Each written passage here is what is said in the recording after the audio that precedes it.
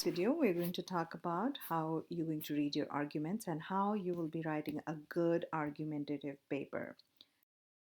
Let's talk about when you read, when you do your research, and when you find your sources, how do you know that those sources are good and that's the one that I need to use to my um, argumentative paper, and which is going to support my idea of argument. Whatever I'm arguing, the reading, the sources that I'm choosing are reliable, which is going to make my writing more reliable. So when you're reading an argument, you have to read it critically. You're not just reading it for entertainment. So read it critically, and basically what you're doing is you have to find what claim is the author making, what are the reasons and what evidence is the author using to support his or her argument. All right. So when you're reading critically, it also identifies the biases in author's thinking, as well as being able to distinguish a fact from opinion. Now, this is important because we are writing an argumentative essay. That's why we have to know that what is a fact and what is an opinion. Your argumentative paper cannot be opinion based. That's one thing that we have to know. Therefore, reading critically will help you follow the argument being made and determine whether enough support has been provided to make the argument or not. All right. First of all, when you are making argument and you're reading it, you have to see that whose argument is more effective and why. And for that, we have to identify claims, we have to identify reasons, and then not only this, but what kind of sources, what kind of evidence is provided to support those points. So, first of all, the claim is an argumentative statement that author is trying to prove. All right. So, what is author trying to prove? Whether the claim is about something that he has put in a thesis statement, that this is what I'm going to discuss, and then you have to see, does the claim identify an issue and present a position, or it's just like he's just making a claim and then there is no supporting detail to that. So that's important to learn. So the questions that claims answer are these: claims of fact. Is it true? Did it happen? Does it exist? Claims of definition. What is it? How should it be classified? Claims of cause. What caused it? Why did it happen? What are the likely results? Claims of value. Is it good or bad? How good or bad is it? Claims of policy. What should be done and what is the solution? So this is very important. Whatever claim you're making, these are some of the questions that need to be answered. Now, to be argumentative, a claim should be debatable, because you're writing an argumentative essay. If it is not debatable, that means your reader would not be asking you any questions, would not be asking you anything that is going to tell them that whether they agree or they disagree. So the reader should be able to either reasonably agree or disagree with what has been said. So consider this claim. This is not debatable. Secondhand smoke is costly to both public health and local business. So where is the debate? We don't see any debate here. It's just a statement you're making, right? Debatable could be something like this: an employee's right to a healthy and smoke-free workplace outweighs another employee's right to smoke cigarettes. Now, this is something that people can debate about. It is about rights, it's about smoking, it's about employees. So, yes, there could be a lot of debate. The next thing after you have made a claim is the reasons. What reasons does the author give to convince you of the claim. So the reasons, an author's statement of logical support for his or her claims, they push the claim past being just an opinion, or they are providing you with reasonable support, reasons, facts, statistics. What are they providing? So reasons should be more specific than the claim and should be able to answer the question, why did you say that? The claims and reasons. This is a claim here, all right? So, playing sports is beneficial to children because it helps with their coordination and teaches them teamwork, all right? So, there are two reasons. Because what does it do? It helps with their coordination, one reason, and teaches them teamwork, another reason, another one. Parents should reduce the amount of time children spend watching television. Reason? Because too much television decreases a child's attention span. One reason. Now, here, another claim, Florida is the best place to retire. The reasons? Because it has a low cost of living and affords many opportunity to enjoying the outdoors and meeting new people. So, you're giving reason in there. So, this is how you can do it. Now, what proof for the claim and reason does the author provide? That is your supporting evidence. When we're talking about, okay, if you're saying that Florida is a good place to live, so give us some evidence to it. That how do you, why, if you made a claim and if you give a reason, support it. So, evidence is a proof.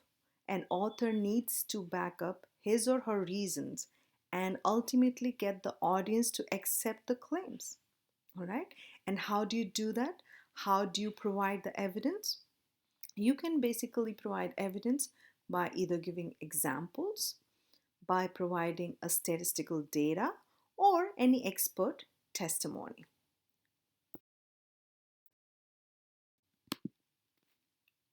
So, another example of reason here, besides taking classes, students often participate in extracurricular activities as well as hold down a full or part time job.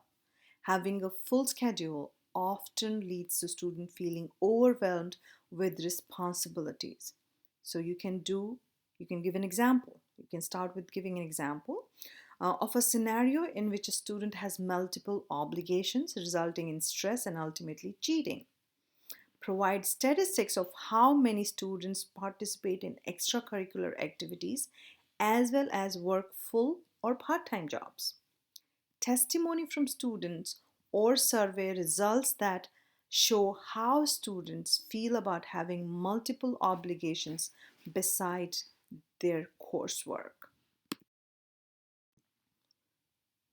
So this is a chart which is going to show you again the definition of a claim, an example of a claim, reason, and evidence.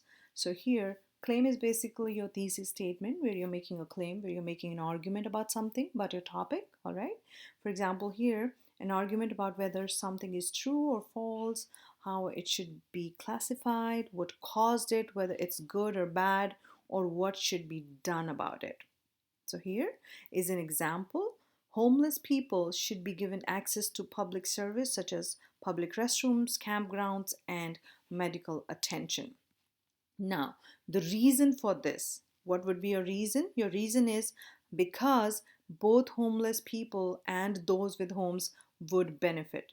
Now, you cannot just leave it here. You have to provide with evidence that why do you think that it would benefit those people. So here is where you're going to use your facts, where you're going to use your statistics, you're going to use expert testimony, whichever depending on what you're writing about.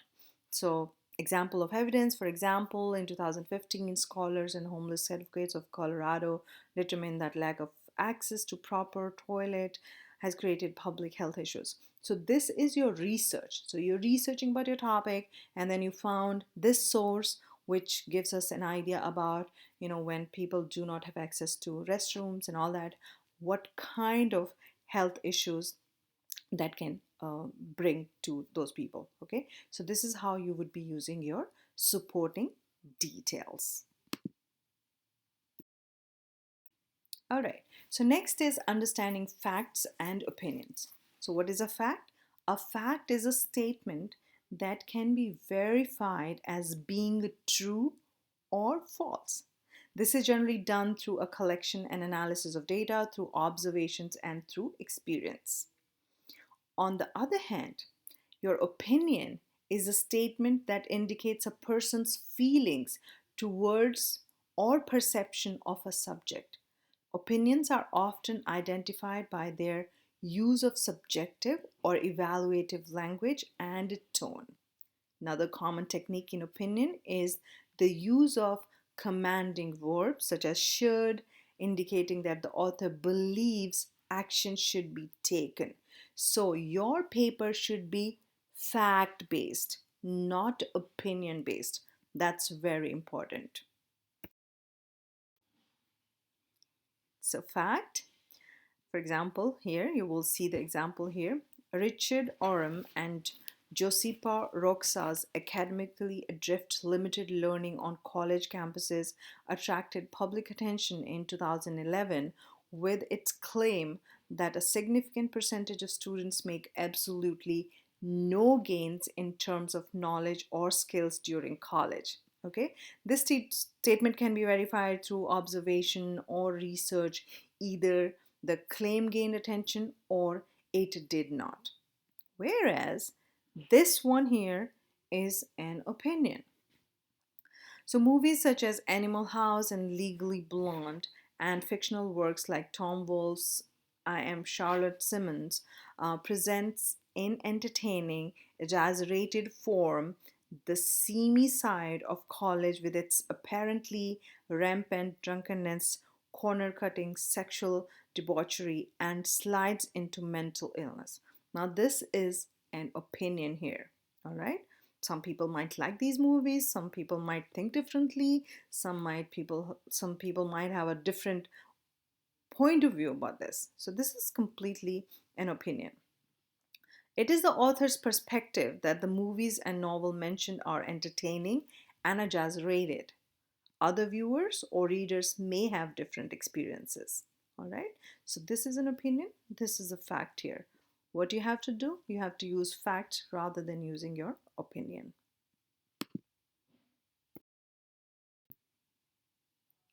Now let's talk about bias. When we're writing an argumentative paper, we sometimes end up being biased towards a situation, a person, a community. All right. So bias is partiality, preference, or prejudice towards a person, object, or idea. Although every argument is biased because it is arguing a particular point of view, bias can become a problem when it presents a claim, reason, and evidence that are overly general or one sided. So we have to stay away from one sided situations. Bias is most commonly seen in authors' word choice, logic, and evidence. As a result, two of the most common types of bias are bias in language and cognitive bias.